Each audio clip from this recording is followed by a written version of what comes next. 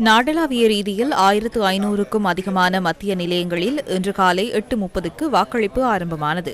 மாலை 4:30க்கு தபால் மூல வாக்களிப்பு நிறைவடைந்தது. இம்முறை தபால் மூலம் வாக்களிப்பிற்கு 7,12,319 அரசு ஊழியர்கள் தகுதி பெற்றுள்ளனர்.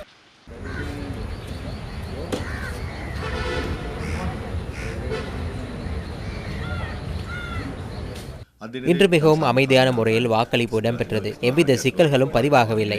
சமூக ஊடகங்களில் தேர்தல் தொடர்பில் பல்வேறு கணக்கெடுப்பு அறிக்கைகள் வெளியிடப்படுகின்றன. தேர்தலுக்கு இடையூறு ஏற்படுத்துவதற்காக மேற்கொள்ளப்படும் திட்டமிட்ட செயலாகவே நாம் இதனை பார்க்கின்றோம். ஏனைய வாக்குகள் எண்ணப்படும் நாளிலேயே தபால் மூல வாக்குகளும் எண்ணப்படும் என்பதை கூற வேண்டியுள்ளது. செப்டம்பர் 21 மாலை 4 மணிக்கு பின்னரே வாக்குகள் எண்ணப்படும். மக்களை பிழையாக வழிநடத்தும் எதிர்பார்ப்புடனே இதனை செய்கின்றார்கள்.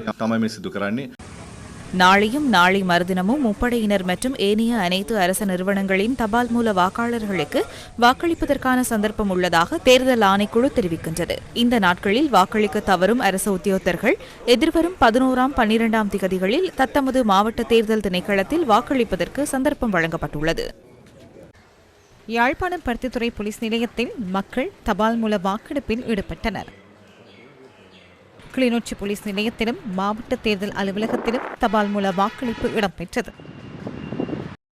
அவிசாவளை போலீஸ் நிலையத்திலும் தபால் வாக்களிப்பு முன்னெடுக்கப்பட்டது. ஹட்டன் போலீஸ் நிலையத்தில் பதிவான காட்சிகளே இவை. நுவரெலியா தலவாக்கலை போலீஸ் நிலையங்களில் தபால் மூல வாக்களிப்பு இடம்பெற்றது. கென்னியா போலீஸ் நிலையத்தில் தபால் மூல வாக்களிப்பின் போது பதிவான காட்சிகளே இவை. மட்டக்களப்பு காத்தான்குடி போலீஸ் நிலையத்திலும் தபால் மூல வாக்களிப்பு இடம்பெற்றது. திருகோணமலை மூதூர் போலீஸ் நிலையத்திலும் தபால் மூல வாக்களிப்பு இடம்பெற்றது. அம்பாறை அக்கரைப்பற்று போலீஸ் நிலையத்தில் தபால் மூல வாக்களிப்பு ஆரம்பமானது. மட்டக்களப்பு களுவாஞ்சிக்குடி போலீஸ் நிலையத்திலும் தபால் மூல வாக்களிப்பு இடம்பெற்றது. மட்டக்களப்பு ஏறாவூர் போலீஸ் நிலையத்தில் ஜனாதிபதி தேர்தலுக்கான தபால் மூல வாக்களிப்பு இன்று காலை 8:30க்கு ஆரம்பமானது.